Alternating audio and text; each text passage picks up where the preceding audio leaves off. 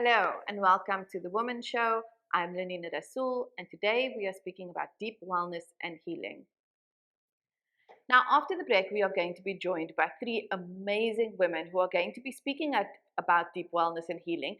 One of them is Jude Clark, who runs an initiative called Deep Wellness that offers, amongst other services, retreats for women where they can get away from the hustle and bustle and daily grind and go into a safe space where they can heal and they can deal with their traumas, both historical and current.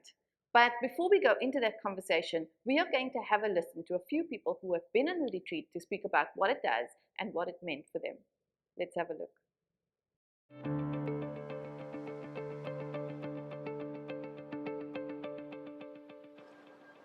Hi, my name is Promise. I got an opportunity to attend a deep wellness retreat. It was such an enriching experience, so authentic, so organic, so African, so real.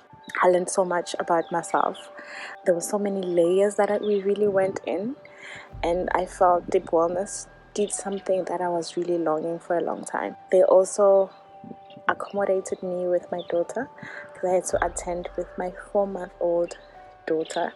I mean, everyone made me feel so welcome and so in place, and I felt sisterhood, I felt womanhood, I felt like I was with people that I've known before, and I have not met anyone there before. Oh, and the food. Oh, the food was absolutely amazing. I enjoyed every bite of every meal. And for someone who really has issues with food in general, it was such a fresh way to experience food, different taste, and I loved it. The retreat itself, the structure of the retreat was beautifully put. There was a theme. It really went very deep into the layers that we normally don't go in. And I came out of that retreat so enriched, so full, so full. So thank you from the bottom of my heart, Deep Wellness. Thank you for giving me this amazing experience. Thank you, Sister Jude. I'm Dr. Chantal Witten. I am an academic and I am involved in the social justice and food justice movement. I had the opportunity and the privilege to attend one of Dr. Jude Clark's wellness retreats, and I think it's a wonderful opportunity to learn. Certainly, as women in academia, as women as activists, we don't always have the opportunity to gather and to have the space and the time to kind of reflect. And I personally am in transition. I am just turned 50, and so that was a big milestone for myself. I have been struggling with ideas about moving out of academia into kind of entrepreneurship and work that I want to explore with communities. And so attending one of the wellness sessions, which was particularly on the African family constellations, I find it wonderfully informative. I think the grounding of these areas of understanding, which we don't always have access to and is made available to us, was an exceptional experience.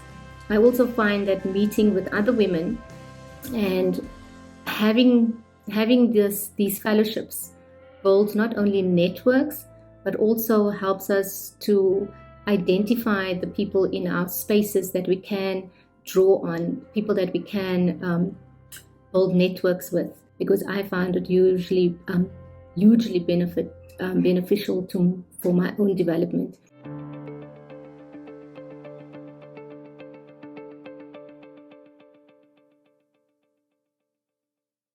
Now we are going to take a short break, but we'll be back with more after this.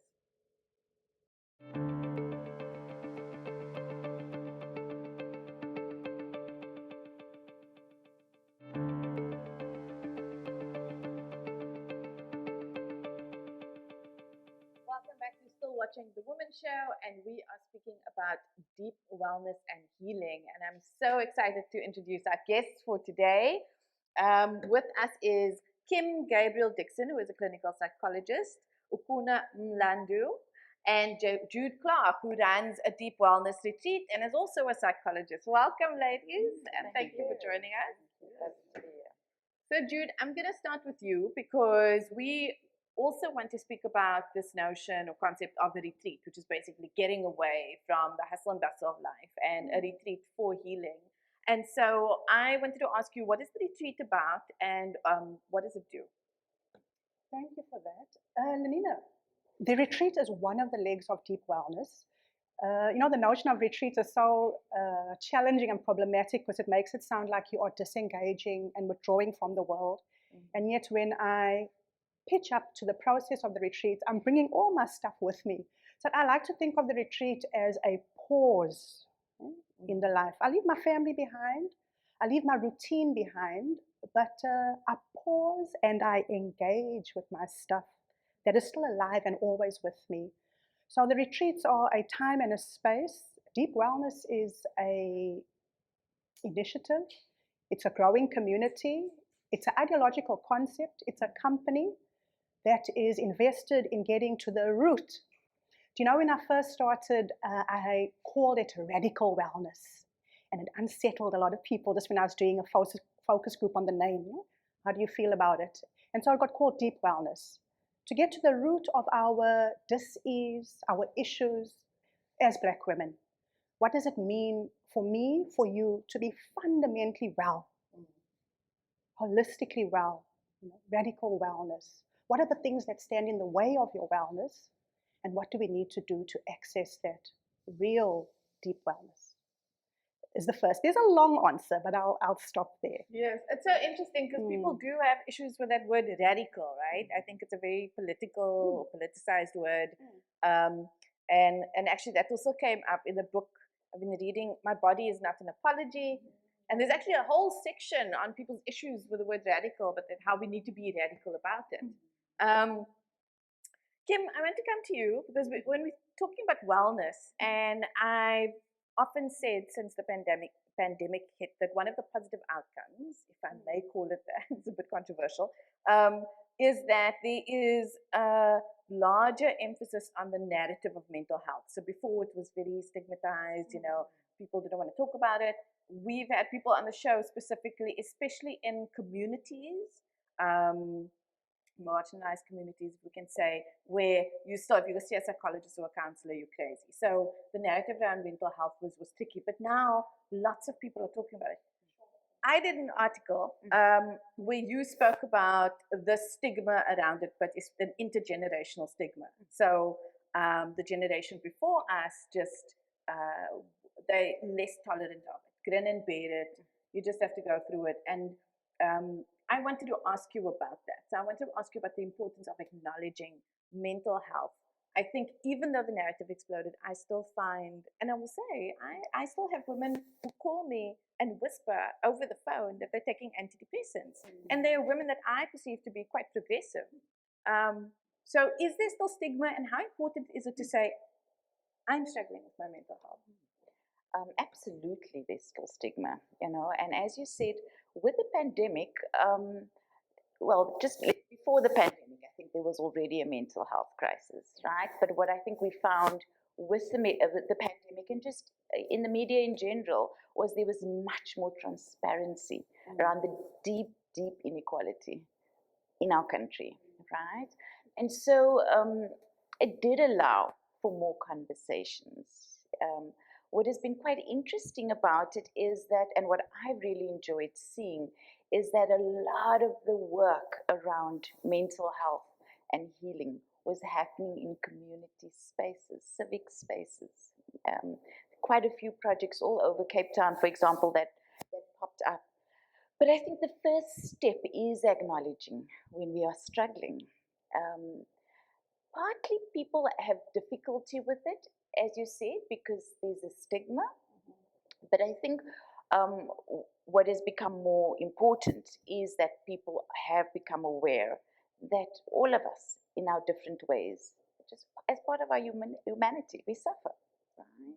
And so the first port of call is saying, as Jude said, I need to stand still. You know, it's a social justice issue, this idea of standing still, having rest, speaking our truth in a very authentic way. And when you sit around a table like this and you start speaking that truth, oh, it's just wonderful to hear, oh, me too, you know, me too. And so, absolutely, there is clearly still stigma, but I do think with the pandemic, there has been more of an allowance of speaking about our very real suffering. Yeah.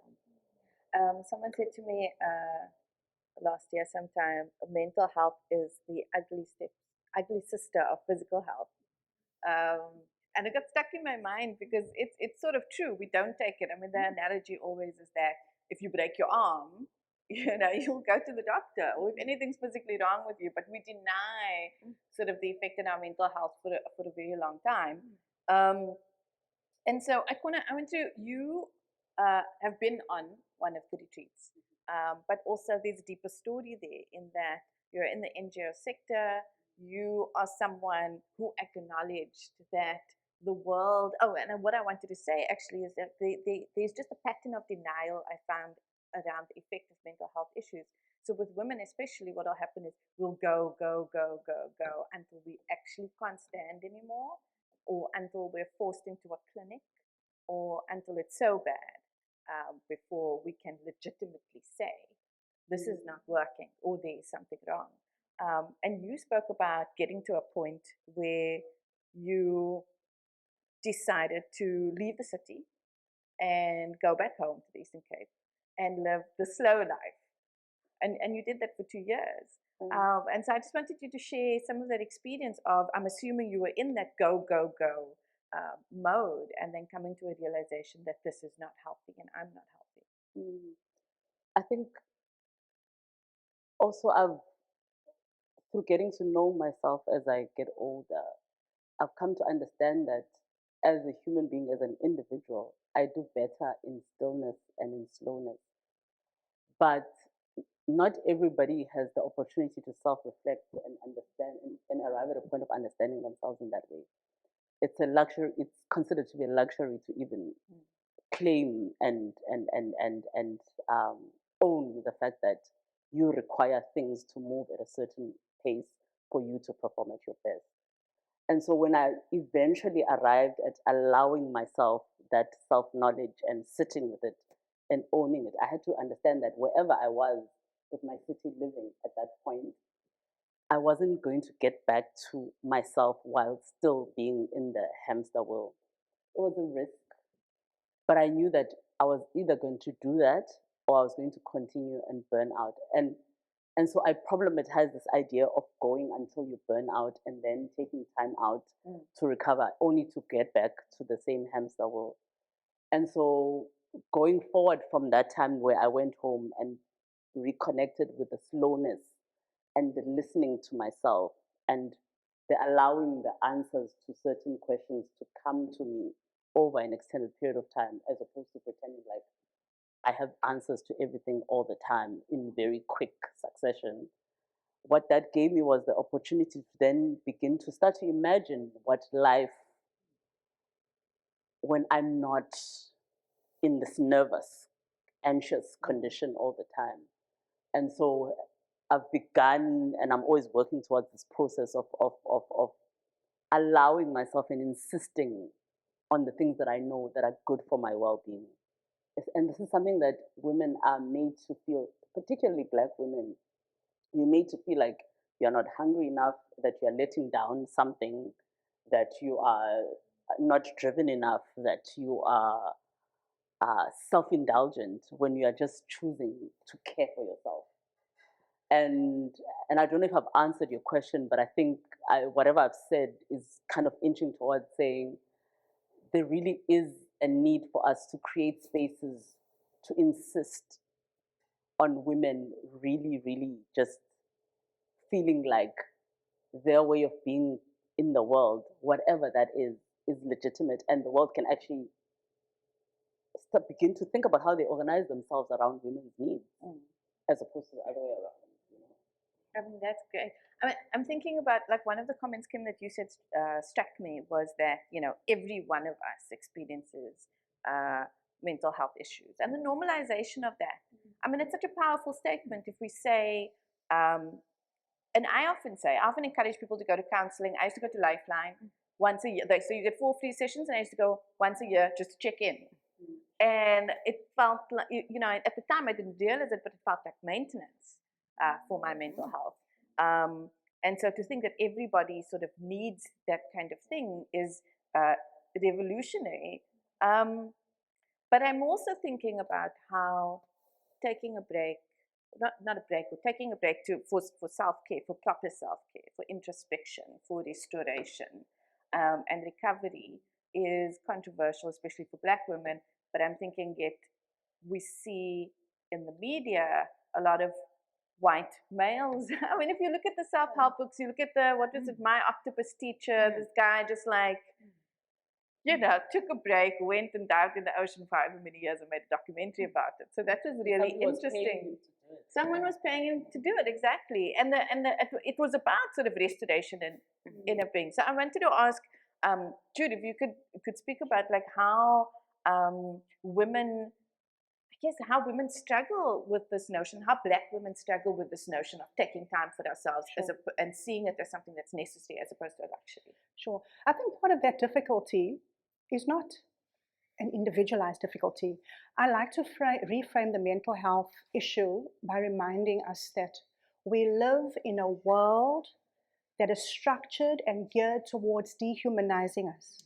The way the world works in very thorough, intentional, tiny, and explicit ways undermines our power, undermines our freedom, tells me who I should be, how I should be, that my worth is in being absolutely selfless and of service to others, that I am the strong African woman that never complains, that my shoulders don't get heavy with the burden, that says God does not give me a burden that I cannot carry and that I should pray about it. The world is set up to make us ill as Black women. And we take on that illness as our own sort of responsibility. And we feel bad when we don't cope. Even as a clinical psychologist, it took me years before I could say to my family, I am not okay. Around 2006, I got divorced. My mum died in the same 2-month period. And everything imploded. My family was shocked. Like this idea that you cope with everything. And it's taken years, and I just practice it. I'm not okay. But it is not my pathology. And it's part of the problem with trauma, I think. We construct it and conceptualize it as an event or an experience, when it's multifaceted. I did research many years ago with Black women who gave their testimony at the Truth and Reconciliation Commission. And I'll never forget the words of one of the older women who said, I can talk about my trauma, the specific event, and the pain that it caused seeing my son die. But if I had to talk about my story, my problem, she said, I don't know where to start. She said, you're young, because it's all branches of the same tree. And my life is one long story of suffering. That's all. I've never forgotten that image of the branches. And so if we acknowledge the size of the work that we're pushing against to find our joy, that mental health is accessing joy, accessing your power, while the world is disempowering you on a daily basis. Deep stuff. That is deep. Wow. I'm just sitting here and I'm thinking about all of those things. And I'm also thinking, when you're speaking about how women just sort of, we go and we keep it together. This morning, I was driving into the studio and I'm thinking about myself, and at what point, when I'm in crisis, I'm like, it's going to be fine. It's going to be fine. Just keep going. And I keep wondering, like, what's that breaking point? What is that difference in that breaking point where you're like, it's not okay? And Kim, I wanted to ask you, so you were saying earlier also, you see, because there's this new thing also now, high functioning depression. There are these terms, there are these new narratives that are coming up. So you're talking strong Black African women, the strong Black woman narrative, the high functioning depression. And I think the other side of that is that which is interesting to me, is that women also expend a lot of emotional labor. So when you talk about the family, it's like, even if we're not psychologists, we are psychologists to a lot of the people in our family, and not just our kids. They're talking about the emotional labor within marriages and partnerships. As we really take or ask for help with our sort of emotions. And I want to ask Kim, is this something that you also see? Absolutely, and what you say is so true. Women do the emotional work. The emotional burden falls on us. We are often metabolizing what's going around in our homes, at our work, in our communities. We do it without thinking, you know. I want to touch on a little bit of what Jude said about pathology. You know, we immediately, when we think of the medical model and depression and a whole host of other diagnoses. I'm sorry to interrupt. Can we explain what pathology is also? Sure. Because I was like... Okay, so pathology really is, if one looks at a medical model, it really is classifying a host of symptoms or behavioral patterns as dysfunctional, as sick, you know. And the reality is, when one thinks about the kind of suffering, whatever we label it, whatever we call it, it really has often got much more to do with the structural violence around us, rather than something within us that's inherently dysfunctional, disordered, you know.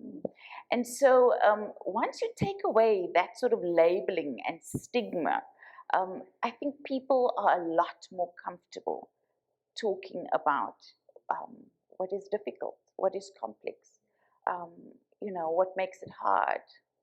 Yeah. And yes, so just, you know, you were talking about high functioning depression.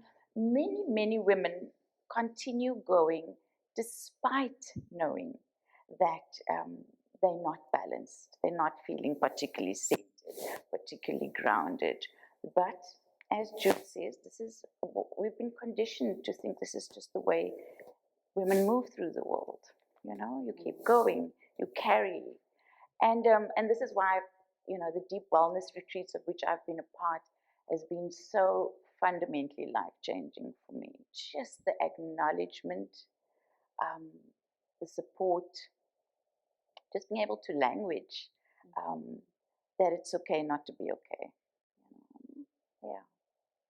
I think that is so powerful, and I love that you mentioned language, because one of the things I note all the time, and I've personally seen, is that we don't have a language for the things that we are going through. And we need to take a quick break, but I mean, when we come back, I do also want to speak to the fact that being around people, and Jude, you know, what the retreat does is also create a safe space. Through language and through also, you know, having like-minded people with similar experiences. But before we go on the break, I do want to say, you know, there's also wellness and the retreat.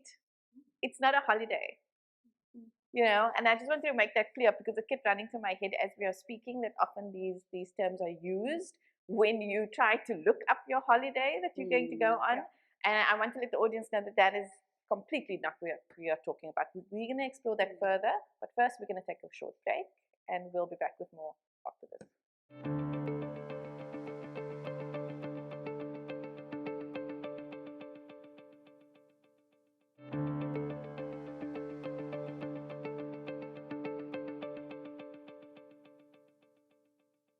Welcome back. You're still watching The Womxn Show, and we are speaking about deep wellness and healing. And I have some great guests in studio. It is Kim, Gabriel, Dixon, Ukhona, Mlandu, and Jude Clark, who are joining me to speak about this topic. Now, before the break, we were speaking about, you know, what is the deep wellness retreat, and also how women especially often push ourselves towards burnout before we take a retreat or take a break, or even admit that something is wrong. Jude, I want to come back to you, because the Deep Wellness Initiative, as you said, and the retreats is just one of the things that you offer, but it's very unapologetic about the fact that it offers this service for Black women. And so the narrative around intersectionality and the intersections between race and gender and class and so forth, you know, is only really starting to emerge. We're only really starting to think about that intersectionality and how being a Black woman, being a Black woman comes with added sort of burdens and trauma, historical trauma, and the way affects the way that we navigate the world. And so I wanted to ask you why a special initiative and retreat that addresses the traumas of Black women. Sure, thank you.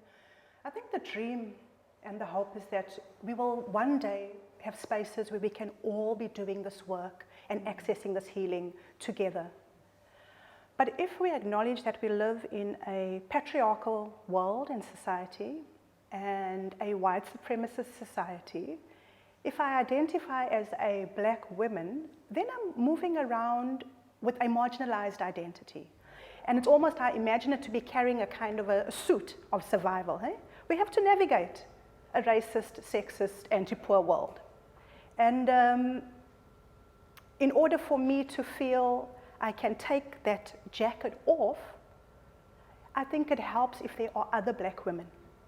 In my experience, Lenina, when I have done processes where there are Black women and white women, or women and men, a lot of the energy of the work is distracted or taken away. Our antennae are up to be easily triggered, hey? My defenses are up because what's signified in the room is like the world outside where I don't feel safe, where I know the world is against me. I'm not going to make myself vulnerable. I'm easily triggered. I spend a lot of time explaining my experience. This is what it means. This is what I'm saying.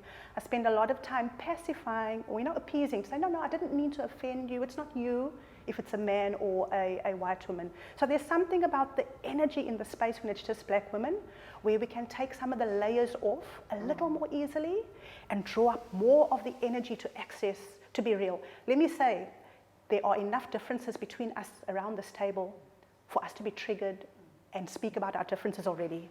We're carrying our historical woundedness differently. Eh? But I do feel that there's a very positive thing in having a space for Black women. Also from my personal experience, why I felt drawn to the retreats that Jude does. I'm an executive now in an NGO. There are particular violences that get visited on me purely on the basis that I'm a Black woman, right? From founder syndrome, from the kind of scrutiny that I need to deal with. I don't necessarily see myself in my spare time, as Jude had eloquently explained, being able to feel safe and brave in a space where I'm also navigating people who trigger me on a daily basis. So for me, my safety is very tied into being able to feel like the people that I'm speaking to I don't have to translate my soul to them. So there's certain unspoken things that I speak about. And with that comes a certain level of safety that I then am able to feel and a certain level of bravery that I'm able to go into that wouldn't be possible in a space. And I think also, as Jude has said, the world is already organized around the comfort of white people and the comfort of men.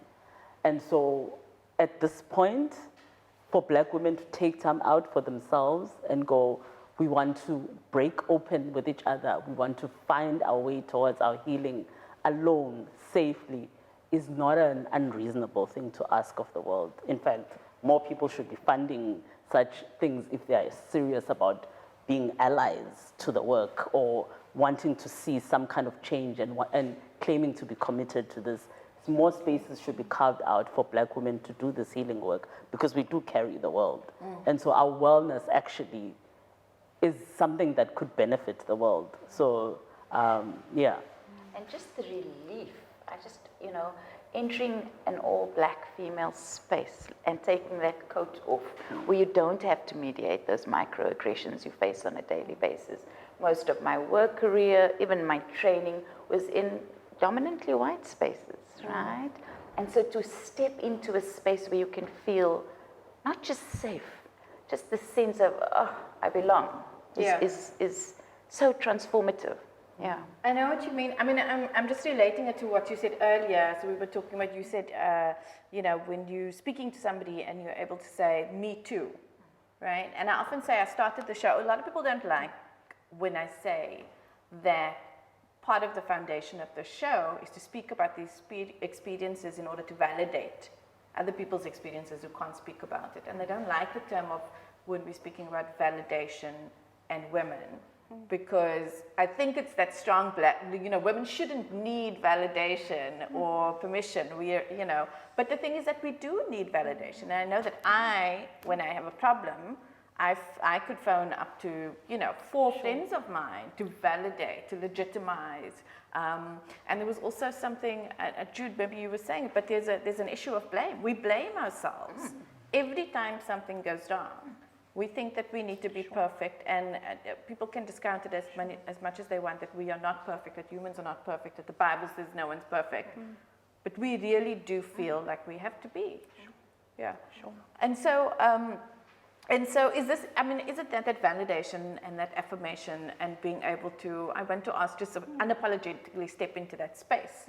Have you gotten flack around that already? So yeah, there's a lot of challenge, a lot of curiosity, a lot of explaining of why this space is important for Black only. I think it helps if we understand that everyone has to do the work. We all have to do the work. It just looks differently. There are times we'll do the work together, and there are times where we have to be separate.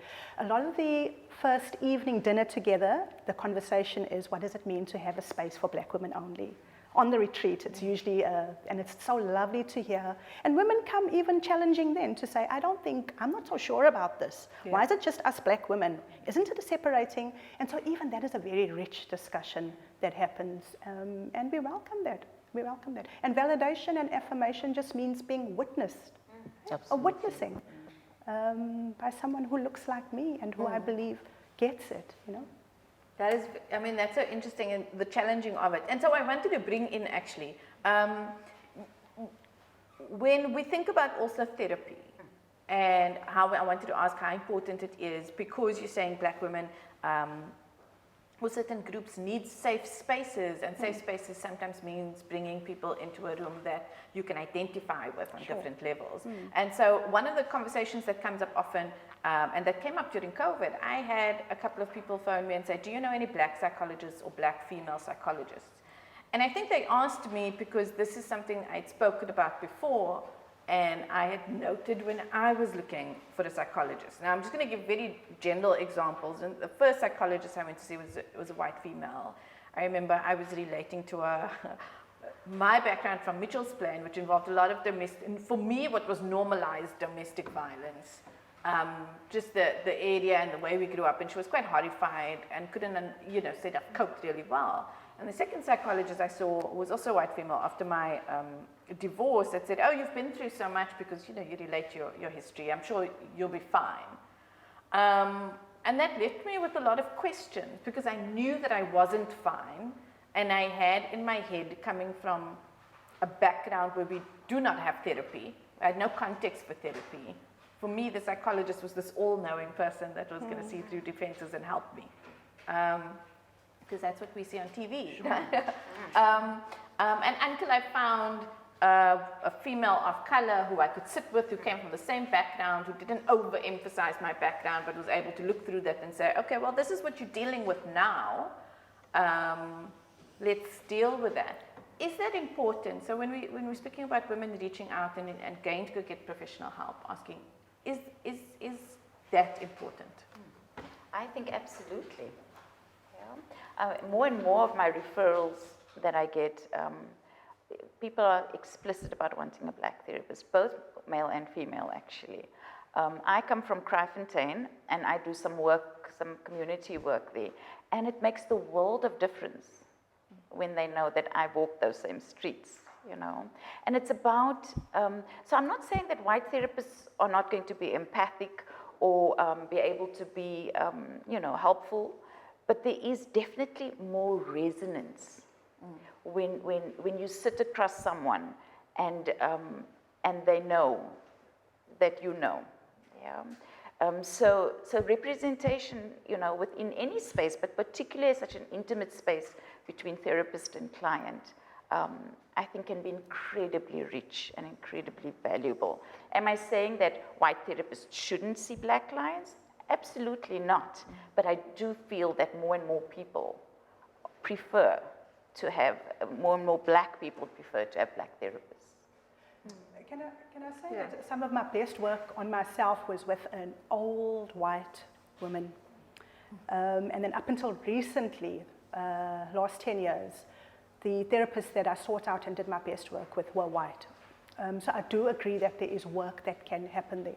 My concern is around that resonance, but also around internalized dominance and internalized oppression, and the ways in which there are blind spots with people who have born into and raised with power.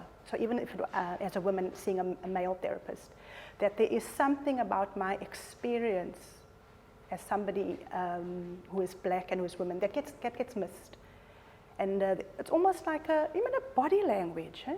And I think the challenge for us, no matter how we identify, my investment is in moving towards a decolonized therapy. What does that look like? So for example, for me, I know that therapy is not cheap, so I'm not going to spend the first 10 minutes explaining the intersections between my African spirituality, Indeed. my Christian inclinations, and how those are showing up in the way that I parent, and how I still feel maybe drawn to Cape Town for reason unbeknownst to me. And so then I must now spend the first 10 minutes of this expensive exercise unpacking my relationship to Mbepo, the water, the mountain. No. And so I just, in the interest of also minimizing my own labor, visible or invisible, I do gain a lot more from speaking to somebody where there's certain things about my contextual, emotional self and spiritual self that already come understood. Yes. No, and I get that. I love that you said that. I mean, I remember the first times I was going, and the first time was at Lifeline, and I met an older white psychologist, and really it was life-changing for me. So I also want to say that I'm just simplifying those other two experiences, and doesn't mean I didn't get anything out of it. But the context for me was interesting. And so when I was going, I was like, oh, how do you go? You only have an hour. This is what I kept thinking before I went to therapy. You only have an hour, so I'm running through my CV, the CV of my life quickly, and how quickly can I explain it to her before I get to what my problems are right now. But I will relate an experience in that first session. So I'm going to, I had issues with my dad. My parents got divorced when I was really young, so I just went through and I said, and then I was this age, my dad asked me to come and live with his family, and I said no, and he just stopped speaking to me. And then I moved on very quickly to the next thing. And she stopped me and she said, stop, can we just go back? I know we can't go back in time and change it, but what your dad did was not okay. And I, at my, 20-odd-year-old self who thought I had dealt with this, burst into tears and cried for the rest of the session. And I was laughing also. I said, I don't understand what's happening. And so I hear, what everyone is saying, and we're moving towards healing. We don't have very, very, very much time left. And so I want to just chat about the relationship between also, when we talk about deep wellness, it's not just mental health. It's also physical health. And there's an emphasis on food. And Ukhona, you also work around like food and the body and how that helps us. So I was wondering if I could just get some thoughts on that connection. Sure. I'm going to pass over to Ukhona in a minute about food, but to say it's mental health, and mental health is physical health, it's spiritual health, it's relational health, it's communal health of connection, and I really think we have to broaden that definition on what does it mean to be well, because the things that stop me from being well aren't stuck in my head only. I feel them in my body, I hear them in my dreams, I feel them in my spirit, They are seen in my relationships that are fragmented or healthy and wholesome, And so really to broaden that definition of what it means to be well. There's this lovely quote by Toni Cade Bambara, who wrote this book called The Salt Eaters. Yeah. And she says, "Are you sure, sweetheart, that you want to be well? just so as you're sure and ready to be healed, because wellness is no trifling matter. You know? Yeah, it's a big beast, but food is one of the grounding. So my relationship with food, I grew up in a village. So I grew up, my body has memory of a time where food was simple and nourishing. And so I know that for myself, when I'm not eating in particular ways, it kind of affects other parts of my life. And so I've just been on this journey of, so literally I go to Atlas, I don't know if this is a plug, and I find legumes, grains. I might not have seen the thing before, but I just take it home with me with the hope that on some day I'll be inspired to explore it and figure out something to cook with it. And I try and make sure that the ways in which I prepare the food is ways that doesn't take away from the nutritious value of the food. And so what that has become this interesting play. It's how I distress. So I will read a stressful email, and then I'll go, I can't deal with this right now. I'm just gonna go experiment with those weird beans that I bought at Atlas. But it's a way in which I heal. It's the way myself, my family, and I've had the privilege of being invited on one of the retreats to provide nutrition and sustenance to the people who've attended. And so what I bring with me there is this intention of going, here's something that I'm exploring about food and its ability to add to the glossary of ingredients that make up our wellness. Won't you join me on this journey where we play with food and we make food with the idea that it should be restoring us and it should be adding to our general wellness? So that's my exploration with food that is emerging, and I'm just following it and seeing where it goes.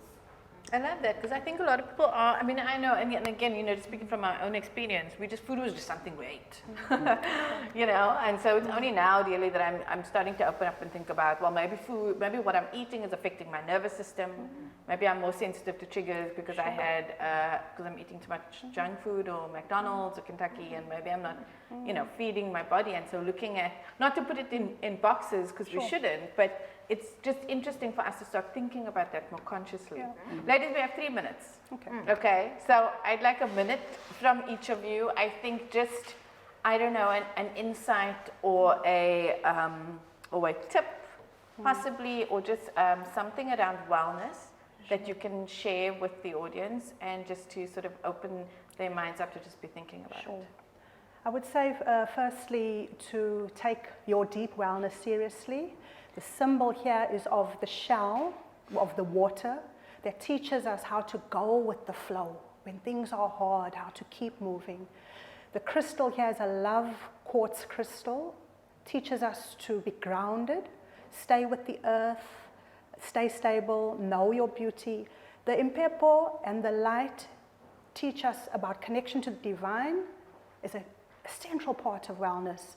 The beads here link us to our people who have come before us, link us to each other, link us to community. And I think when we hold all of that together and we put as the center of our attention our wellness, we deserve it. Our wellness is our freedom and our liberation. And it's time.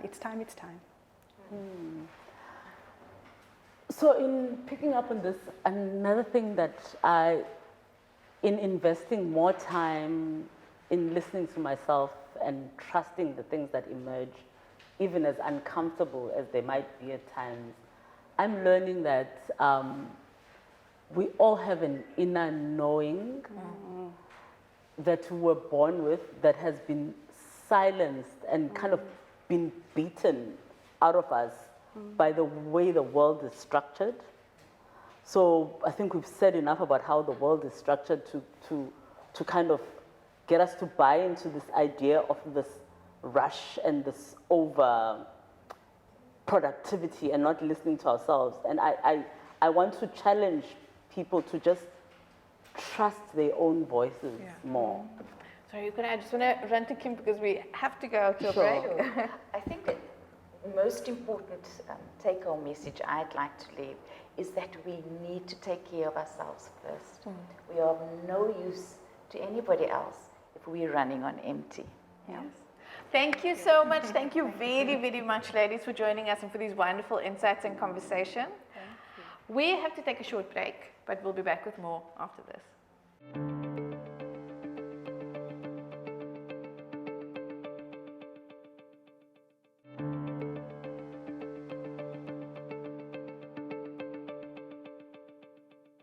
Welcome back. You're still watching The Womxn Show, and we are almost at the end of the show. We've had some interesting discussions about mental health, about wellness, about trauma, but also about depression. And I think one of the things that came through definitely for me is that a lot of us are suffering from mental health issues, but don't know how to identify it or even talk about it. So we are going to play a short video now called The Black Dog, which shows some symptoms of depression and what it feels like. It was produced based on the book by Matthew Johnstone in conjunction with the World Health Organization. Let's have a look.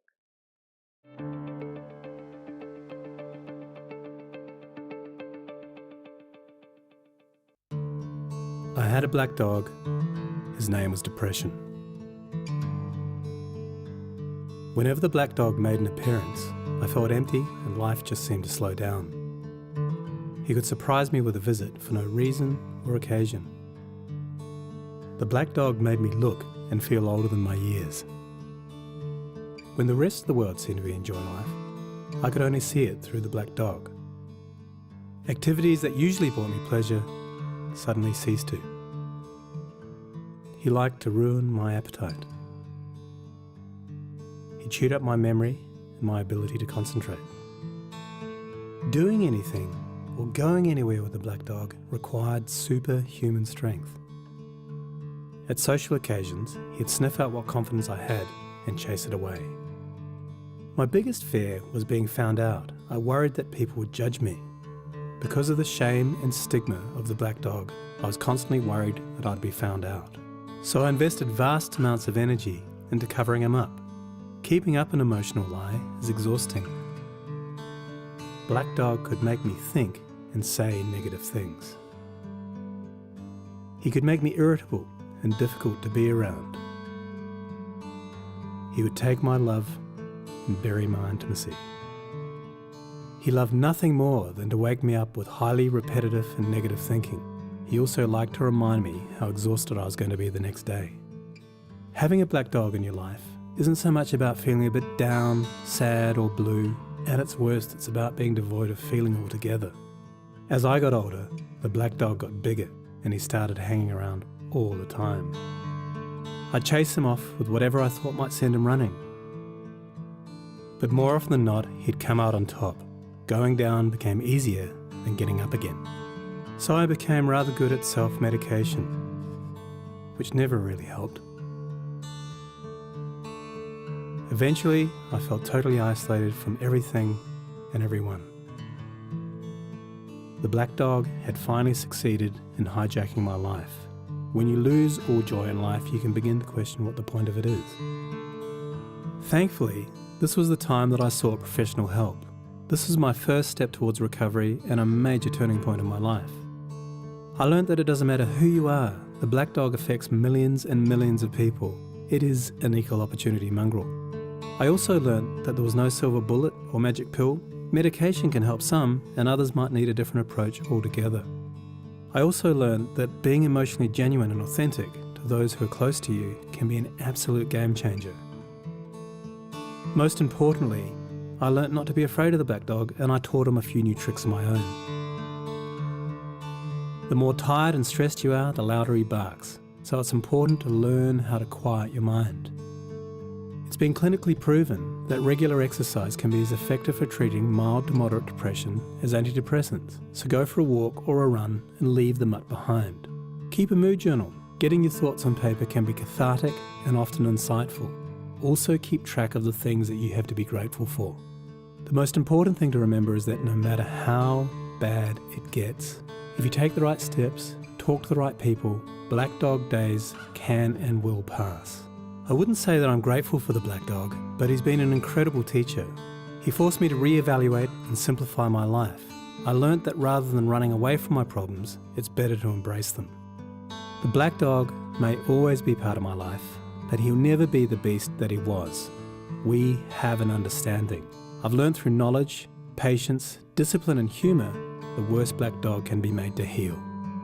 If you're in difficulty, never be afraid to ask for help. There is absolutely no shame in doing so. The only shame is missing out on life.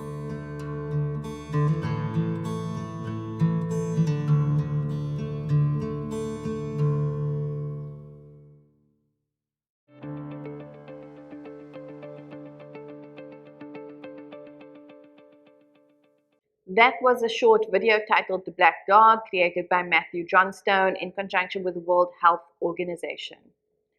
And that brings us to the end of the show. Thank you for joining us. I'm Lenina Rasool. Goodbye.